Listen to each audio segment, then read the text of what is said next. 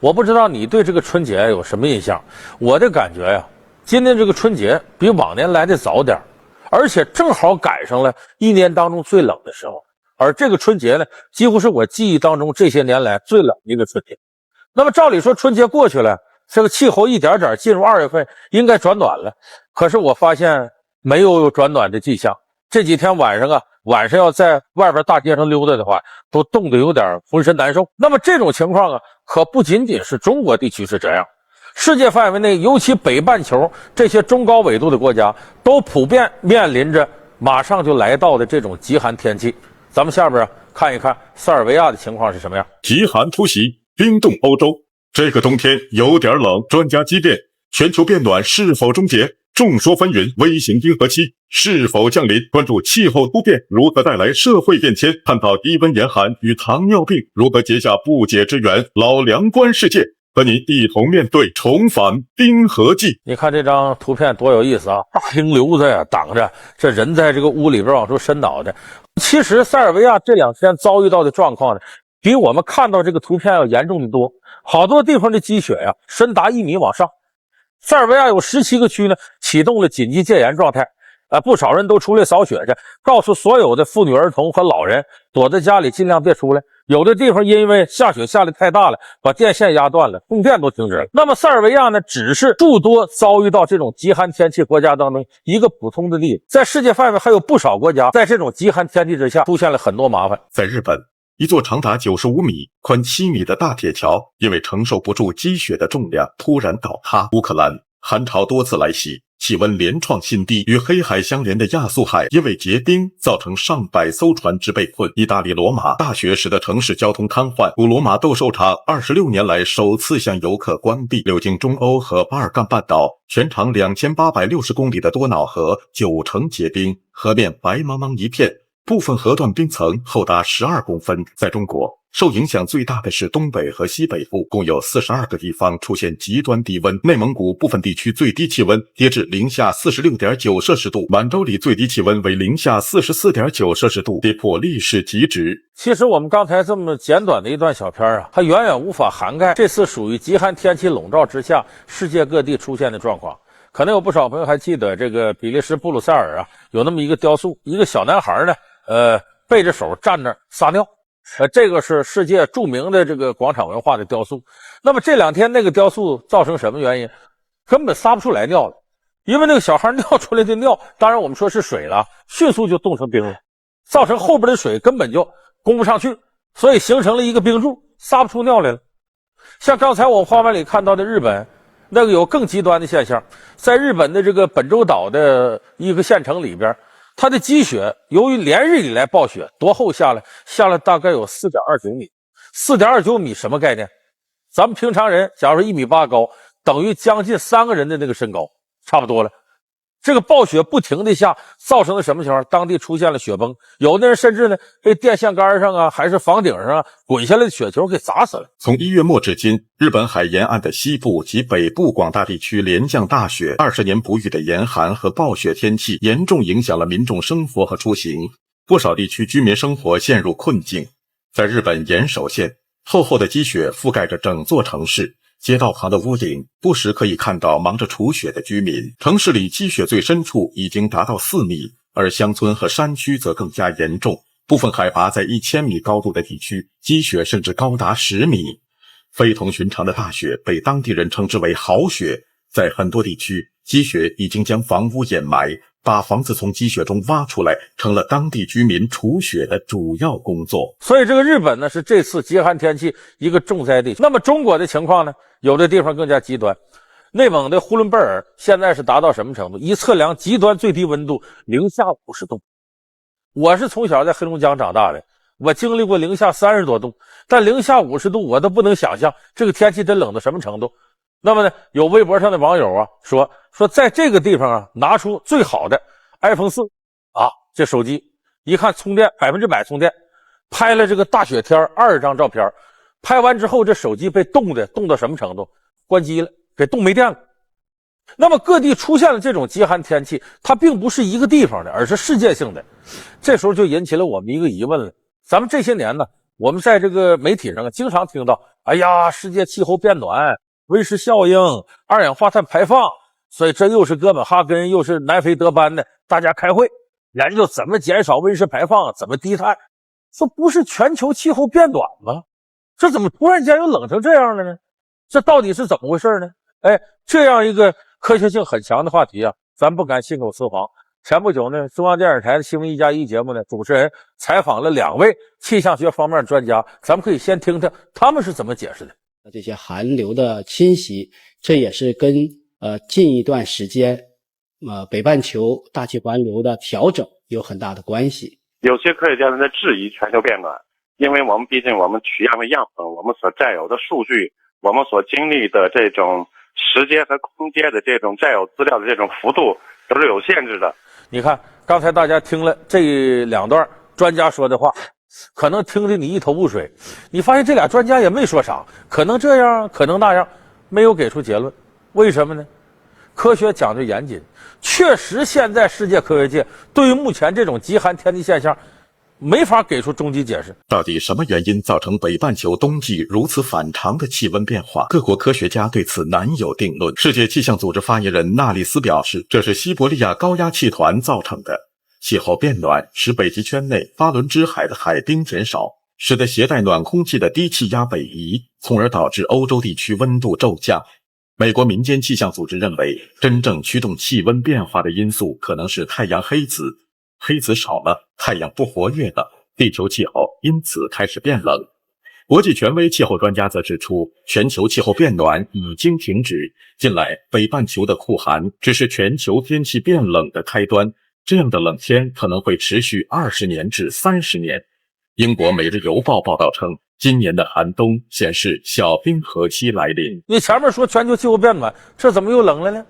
有人给出解释，说在南极南极洲西部有个松岛冰川，这个松岛冰川上呢，人们就发现呢，一个长达29公里、最宽的地方有500米、深能深50-60米的一个裂缝。我们说南极冰原那都是冰盖突然间冒出这么一个大裂缝。这个裂缝怎么产生的？全球气候变暖，南极冰原在融化。有人说它融化这不是变暖吗？怎么这又极寒了呢？有人给解释了，你看啊，咱们平常有句话叫下雪不冷，化雪冷。下雪你不感觉冷，一化雪呢，雪一化，原来的这个冰冷固体融化成水，就要吸收空气中的热量，一下子空气就变冷了，气候就变冷了。说南极呢，正是由于气候变暖，它化了，一化大量吸收空气当中的热量，造成全球极寒天气。这是一种解释，多少还算靠点谱。第二种解释呢，认为呢，这个事儿跟全球变暖没关系。地球这个气候它是有周期的，这一阵冷，这一阵热，这一阵冷，这一阵热，不可能始终是这个平均值。那么这个给出的结论呢，说眼下地球进入了一个微型的冰河季。这怎么叫微型的冰河季呢？因为历史上曾经出现长期的冰河季，也有人管它叫冰河期的。咱们可能了解有个词叫第4纪冰川，那个时候整个地球上覆盖着冰，有的地方厚达呢2公里的冰盖，海洋比现在呢得低有120米那样。地球气候极端的冷，这个不是信口雌黄有人发现过这样的事儿就是在现在赤道，你包括非洲、澳大利亚那一带，都发现过被冰冻过的岩石的化石，就说在那个时候全球变冷的时候，连赤道那么热的地方它都被冰雪覆盖。所以我说那个时期叫冰河季，也叫冰河期。在整个第4纪冰川时期呢，哺乳动物大量的繁殖生存，新的物种不断出现。第4纪冰川结束的时候，有个明显的现象，我们都知道有一种动物叫猛犸象就是大象，身上长的都是毛，那种长毛象。猛犸象呢，在第4纪冰川尾声的时候就完全灭绝了。所以这个呢，也是第4纪冰河期结束的一个象征。现在这猛犸象在当时你看快速冰冻起来了，结果给我们今天呢留下了很好的遗产。你想要有的动物自然灭绝了的话都烂了，这个猛犸象被快速冰冻起来，迅速的就完整的保存了。所以现在在西伯利亚地带呢，经常能挖出完整的猛犸象化石来。所以这也使呢世界象牙走私市场变得很繁荣。你现在的大象象牙是没有毛的，猛犸象象牙是有毛的，所以象牙市场一提有毛的没毛的，有毛就指猛犸象的。要不是那时候留下这么多完整的冰冻了之后形成的化石，恐怕猛犸象的象牙还无法完整的保存到今天。那么在中国近代，就是我们说这个近代呢，是指相对于上古时候的近代，人类诞生，中国封建王朝以来，中国也出现过几次微型的冰河纪，这个是有历史可考的，总共出现过4次。头一次微型的冰河纪是周朝中叶一直到最后东周覆亡这段时间，这段时间整个中国中原地区的气候，陕西啊、河南呢突然变冷。那么这种寒冷呢，造成了再往西北，我们的西北少数民族那时候叫戎狄，气候一冷呢，那个地方草长不出来了，戎狄是游牧民族，没办法，他只能南下侵占农耕民族的地盘求得生存，所以戎狄不断入侵周朝，周没办法，只好迁都，直接往南迁都。结果这一迁都进入东周，后来东周我们知道列国出现了，春秋五霸、战国七雄，形成了春秋那种分战的局面，据说跟气候寒冷有直接关系。那么第二段气候寒冷呢，是西汉末年，就是王莽篡位那时候开始，一直到隋朝这时候，那么中原地区又出现比较寒冷的状况。这种寒冷造成了五胡乱华，又一种是造成了中华民族的南北大融合。后来在北宋到南宋期间和明清期间，又出现过2次微型的冰河期，气候变得很冷。所以就说地球上出现这种周而复始的小型的这种冰河纪，应该说还是完全可能的。而且经过人类研究发现呢，这个气候啊，它会突然的变冷。你像咱们今年这个春节，你就觉得气候冷的比往年厉害，过了春节也没有完全还阳。那么有的人说，那就是变冷，它也应该一点点吧，今年变点，明年再变点，后年再变点，经过10来年乃至更长时间，一下子挺寒冷了。还真不是这样。因为现代科学家研究发现呢，地球历史上确实出现过突然变冷的状况。比如说它的证据在哪儿呢？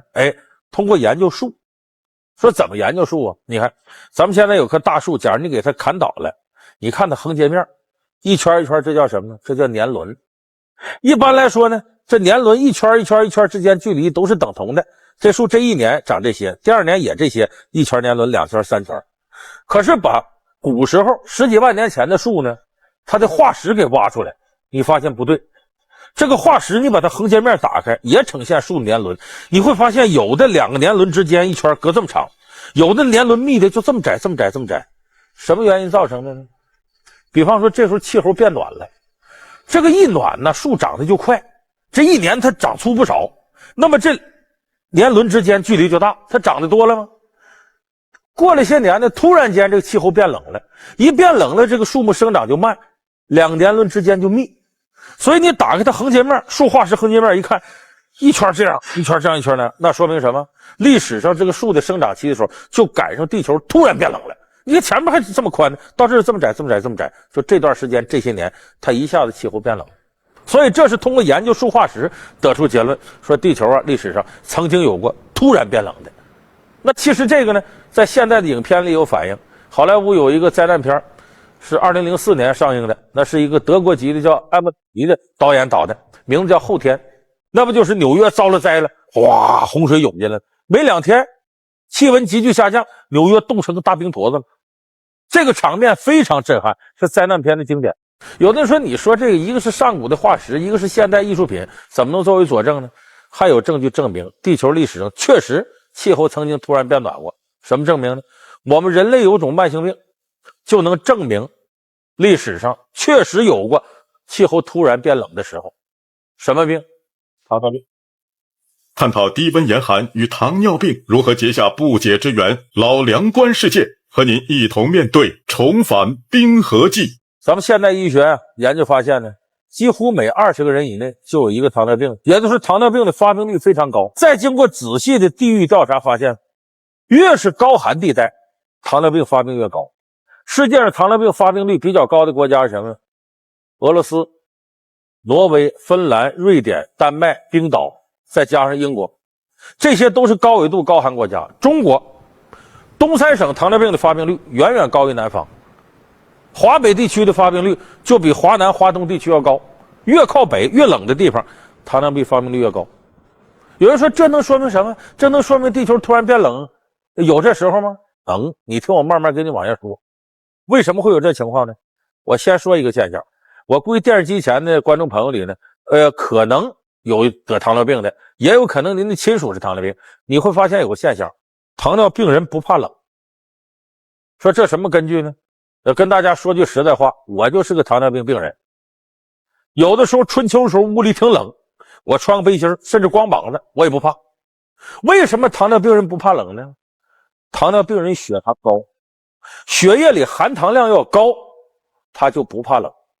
相反怕热。最近呢屋里冷，我有点害怕了。为啥？我通过打胰岛素这些治疗方式，我的血糖降下来了，我开始怕冷了。这是什么道理呢？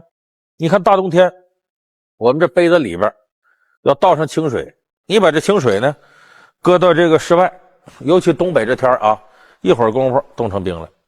但是你把这水你里头要撒上一把糖，和开了糖水了吧，搁到那块儿一时半会儿冻不上冰。就是血液里头你这个水分降低，糖分升高，那就不容易结冰，就能够更好的抵御寒冷。19世纪18几年，法国人种那个葡萄，突然间遭遇极寒天气，结果发现这葡萄都蔫了，不仅蔫了，葡萄外面裹着一层薄冰。说这不能把葡萄都冻坏了，都冻出冰来了，这还能酿葡萄酒了吗？说为什么葡萄会结冰呢？万物皆有灵性，这葡萄也是个生命，他也知道如果这冷天气来了，自己葡萄体内的水分要不排出去的话，搁到里头葡萄就冻僵了，就冻死了。他把这个水分排出去，让在外面结冰，里头果糖这个成分上来了，那么这葡萄就没有被冻僵，就活下来了。结果有的人一想，这冰葡萄也是葡萄，试着酿酒吧。一酿还发现酿出了非常好的冰葡萄酒。为什么呢？那葡萄糖分上来了，发甜，葡萄酒也甜丝丝的，它能不好喝吗？还有例证，那年挪威在它的火山化石之下呢，居然发现了好几个青蛙。这青蛙已经表面上看冻僵了，身体外头有一层薄冰，把这层冰敲碎了，搁到温水里，居然有一只青蛙活过来了。就这青蛙比人家可岁数大多了，得有10000年了。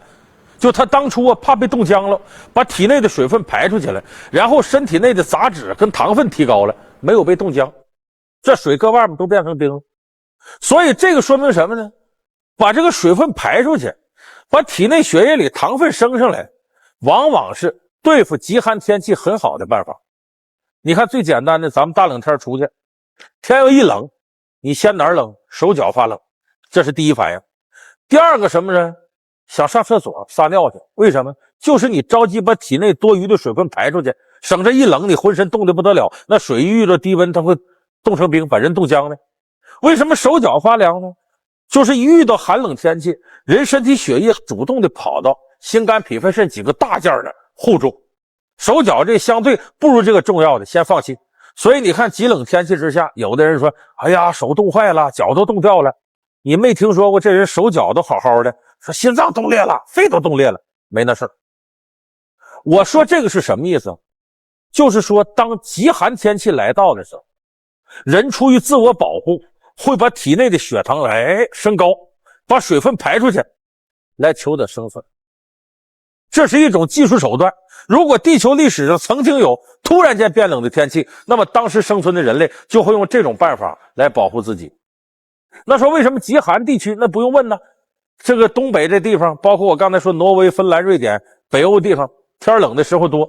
那么为了保护自己，人就不断的采用排出水分、升高血糖的方式。那么这种方式要固定下来一点点的，就成了高寒地区人的一种基因，他的血糖就容易比那些温带和这个热带的人，他的血糖有可能就升高，而且他也具备血糖升高的基因。咱不少朋友看过《闯关东》啊，这个山东人、山西人、安徽人往东北跑，天太冷了，那阵取暖又不如现在，怎么办呢？人为了应对这种环境，人自身的这种功能发挥出来，把血糖升高，把水分排出去，天再冷冻不死我，我能活下来。所以这个说明什么呢？大伙好好琢磨琢磨。达尔文说人会进化的，你看那个猴子在树上面啊，来来回回割尾巴搞平衡，后来一点点进化成人，直立行走了，尾巴没用了，缩成尾椎了。说这进化呀，都是向着有利于人的方向发展，不见得。进化有的时候是你必须适应恶劣环境。那么所以进化有时候不光是往好的方向，你得跟恶劣的自然环境妥协。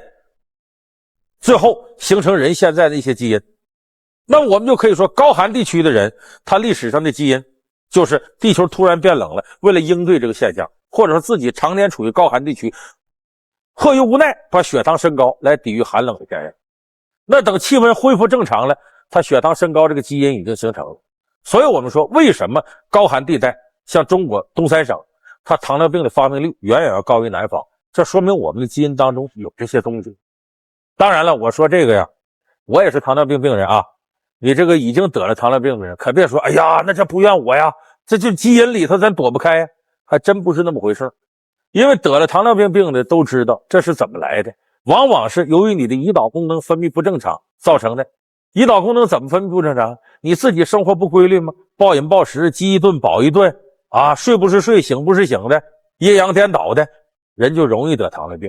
还是跟自己不健康的生活习惯密切相关。那么对于已经得了糖尿病的朋友来讲呢，咱们大伙儿都知道一个道理啊，迈开腿管住嘴。除了控制饮食之外，锻炼身体是非常重要的。那眼下呢，天比较冷，有的人说，哎呀，我要天一暖和，我就出去跑步，我锻炼，我打球。其实你要想锻炼，不分室内室外，不分寒冷温暖，都一样。其实在屋里边你一样可以多走动，利用跑步机，实在不行站着打太极拳、健身操。中国古人养生讲叫拳打卧牛之地，练拳打的就是老牛趴那么大块地方，你都能锻炼。所以说大家要牢记，迈开腿管住嘴。我作为一个糖尿病人，也希望跟电视机前的每一位啊，你不管你家里有糖尿病人的，还你自己得了这病的，咱们一起共勉。因为糖尿病这个病呢，你要不重视它非常可怕，合并症上来了后患无穷。你要是重视它，咱们认认真真的锻炼身体，这大冷天在屋里咱也勤活动活动，你的生活质量不会因此下降。所以咱们得科学健康的面对自己身上这种疾病。记得前几年呢，流行音乐的天王巨星迈克尔·杰克逊死的时候啊，有很多这个美国人说呀，上帝太喜欢他的声音了，所以要把他带走。那这上帝不能光带男的不带女的，这不这两天上帝又带走了一位女歌星，就是她。这位惠特尼·休斯顿也是名扬天下的一位第一流的女歌星。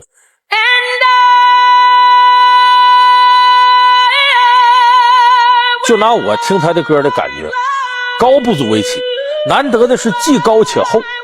惠特尼·休斯顿的高音不光高，而且感觉浑厚无比。这个声音呢，你听起来真是世界的极品。要用诗词的说法呢，就是此曲只应天上有，人间能得几回闻。那么惠特尼·休斯顿呢，走的时候岁数不大，他1963年生人，刚刚满48周岁，正处于一个歌手相对来讲比较好的时候。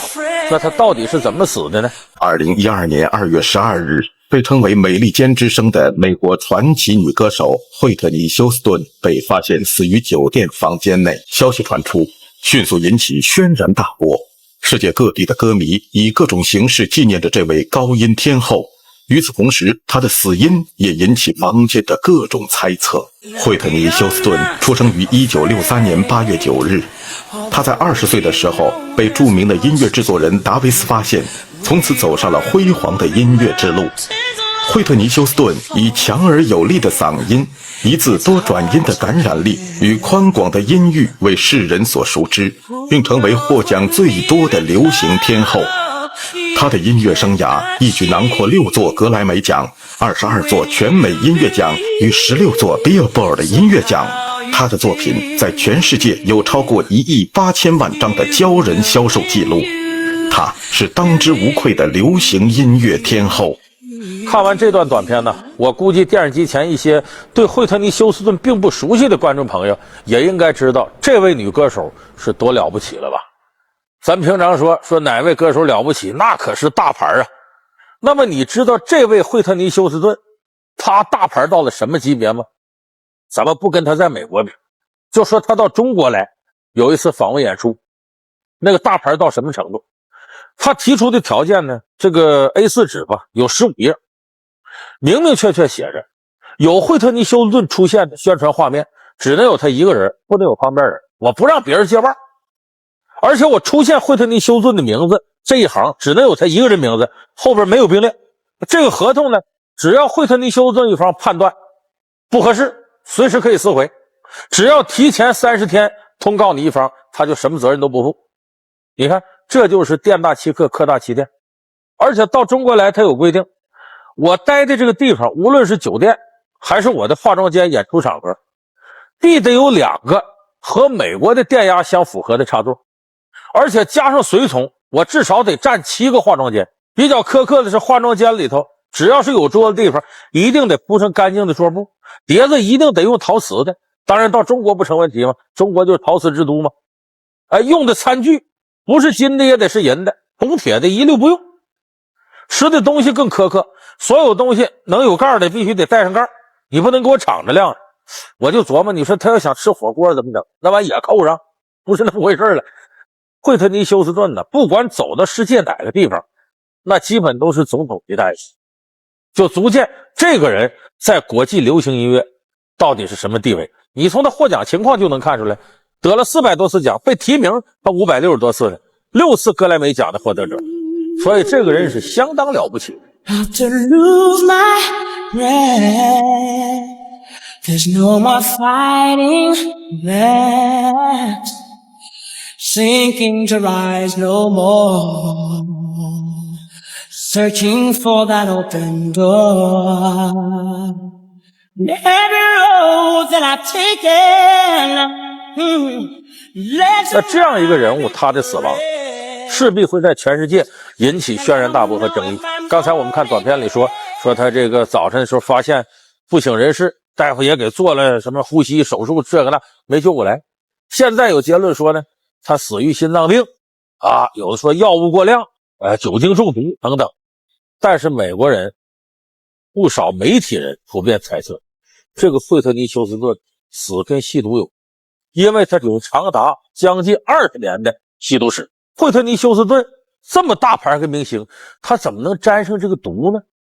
这事儿咱们得从头说起。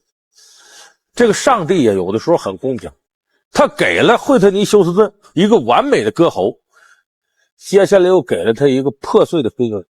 惠特尼休斯顿人生接触的第一个毒品，其实就是他的第一任丈夫，他的前夫鲍比布朗。这是在1992年7月份发生的事儿。当时在新泽西一个小教堂里头，当时已经名满全世界的惠特尼休斯顿和鲍比布朗结婚了。这场婚姻震惊全世界，大家都不敢信。怎么不敢信呢？惠特尼休斯顿当时已经是大明星、大影星、电影制片人，身家过亿，都这样了。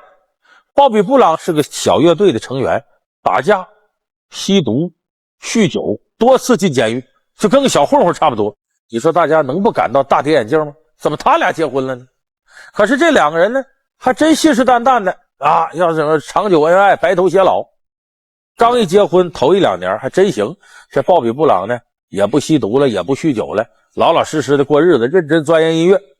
可是当他俩的小女儿出生的时候，这个鲍比布朗故态复萌，接着喝酒，喝完酒之后吸毒。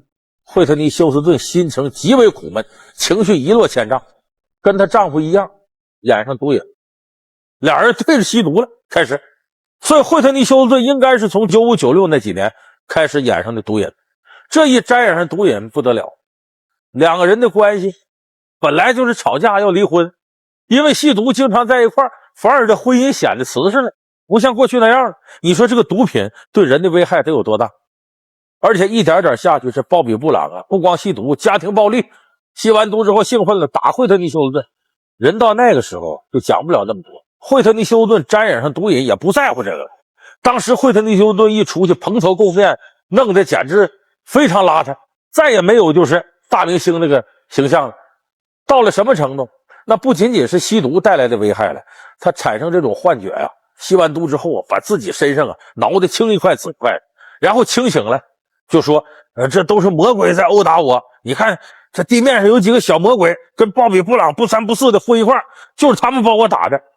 这都发神经了。而且由于长期吸毒啊，整个生理指标也下降，经常小便失禁，随便拽块尿不湿垫身底下就完事儿了。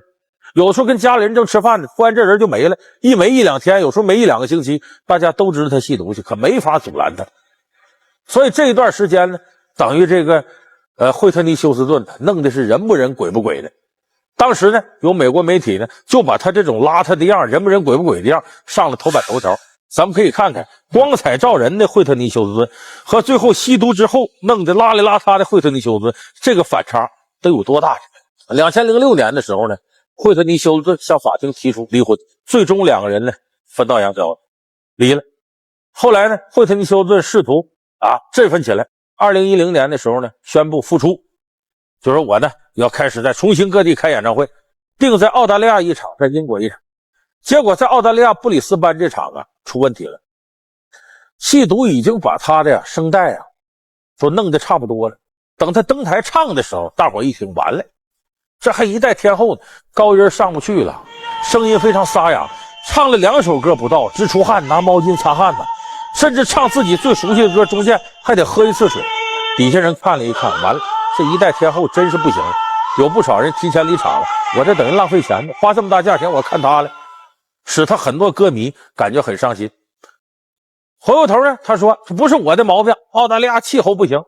接下来在英国开演唱会，突然莫名其妙的推迟了1个礼拜，很多人都说他毒瘾又犯了。等到开演唱会的时候同样不灵，唱的也不怎么样，甚至中间莫名其妙的呢让这个台上乐队敲一会儿打一会儿，他离开了15分钟，有人怀疑瘾上来了，上下边又不知道怎么干起来，这是。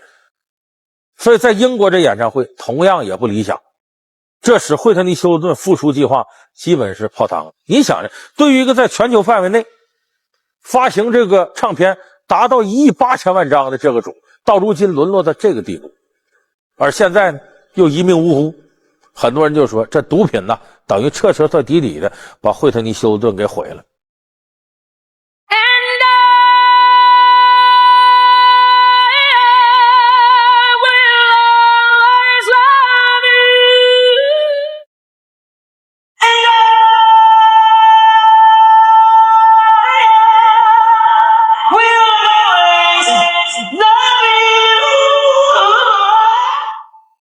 毒品毁了天籁一般的高亢嗓音，在扼腕叹息的同时，我们似乎也可以看到，从美国到港台，从港台到大陆，屡屡爆出艺人吸毒丑闻，这其中有着怎样的深层原因？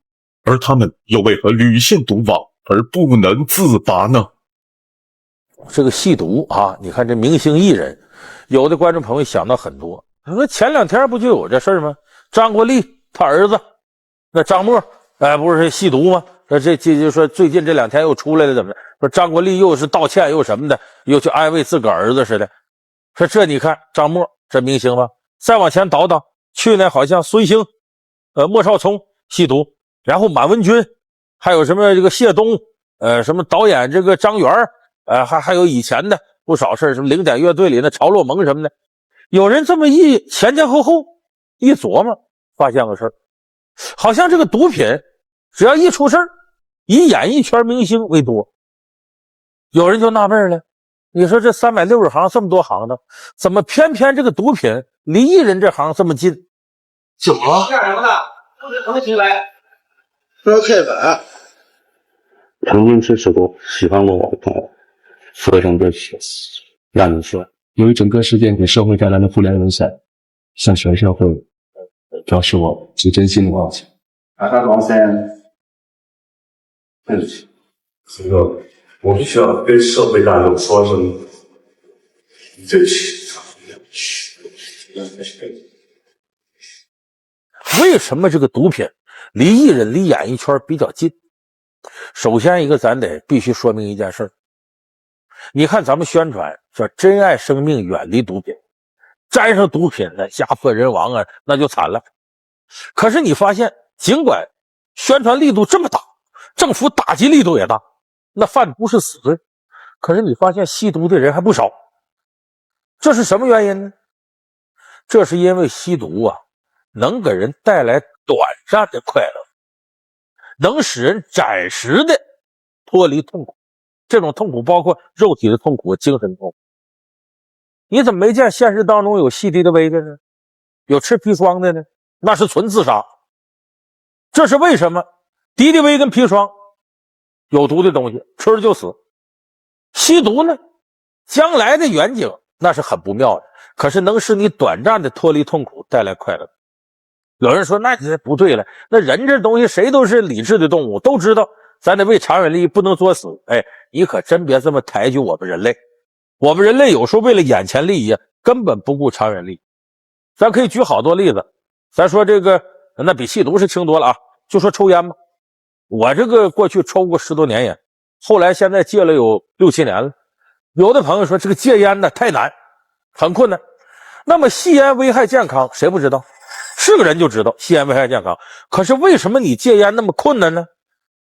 一个关键问题在于，把烟戒了带来的健康是将来的事儿。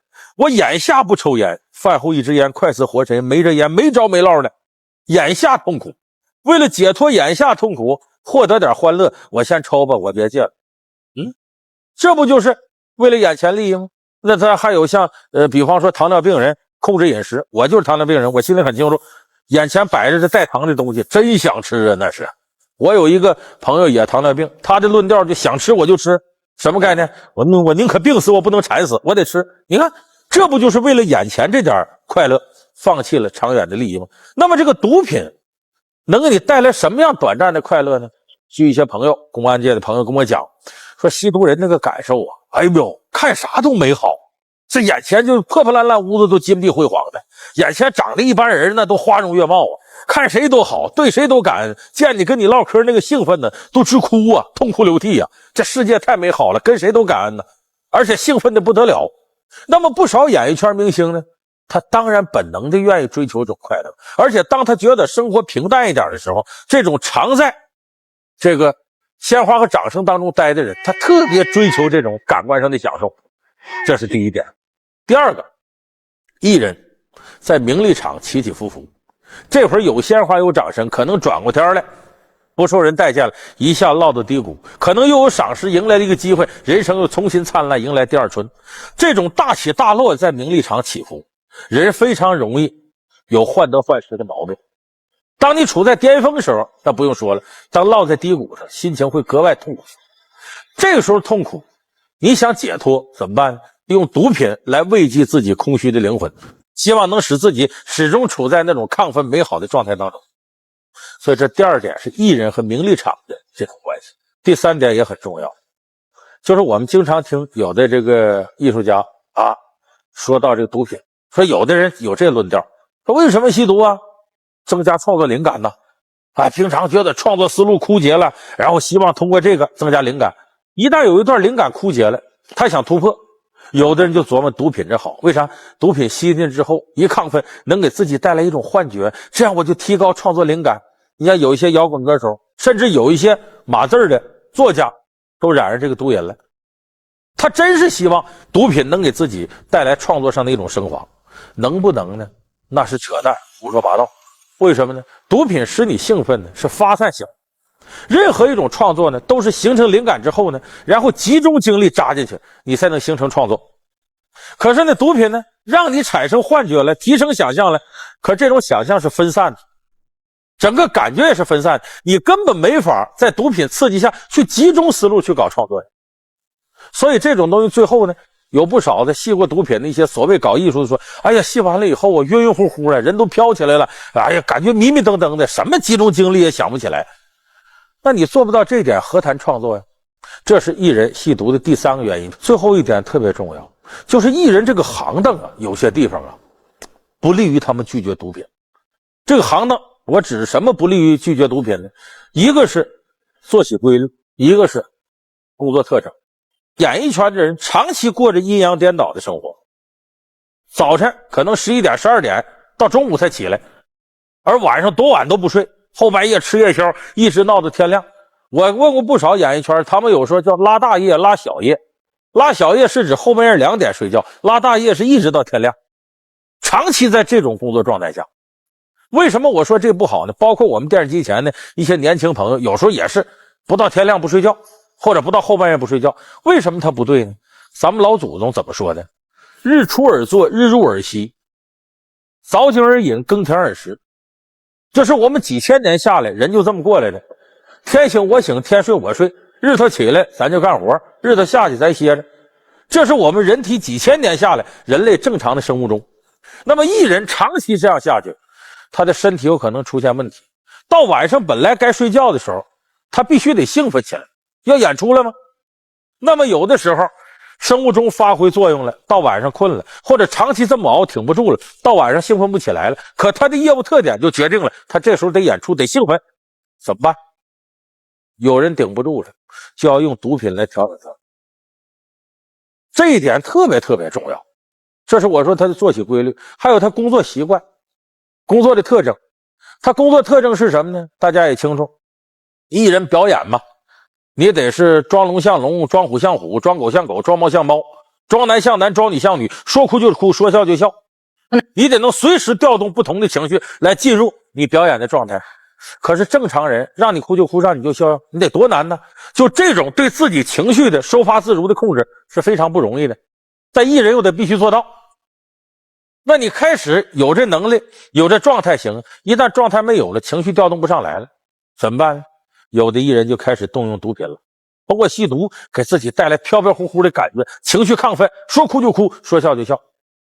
即使不是为了演出，他平常生活当中想找这种状态，有的人就奔着毒品使劲了。所以我说这个艺人啊，离毒品为什么那么近，跟他的工作特征和作息时间是特别相关的。所以惠特尼休斯顿你看看什么状态，他挣的钱上亿美金，万贯家财，一沾上毒品弄成这个手。到后来进入21世纪以后，惠特尼休斯顿有一段时间都是什么举债度日，那么有钱的人借钱，你就说沾上这个东西对人的危害多大。咱们说惠特尼休斯顿吸毒，演艺圈吸毒，其实在我们这个社会里沾毒品的人很多呀，他不是离我们远，离我们很近。问题是很多人呢以为我沾的不是重型毒品，我又不是冰毒，又不是海洛因，我轻型毒品，什么比方说大麻，这摇头丸，我嗨一嗨，觉得这东西一吸下去兴奋，好的不得了。还有的年轻人觉得这是时尚啊，我这个反叛是青春的叛逆。在美国60、70年代抽大麻的都些什么人？大学教授、大学生、白领，他们觉得这是反潮流的象征，认为通过这个呢可以达到精神上超越。可是为什么现在你看西方国家这现象就少多了？人家经过的阶段知道依靠这个达到精神的超越，那是无稽之谈，根本不起作用。所以我们今天呢缅怀惠特尼休斯顿了，应该在他身上吸取教训，千万不要跟这个毒品沾边儿。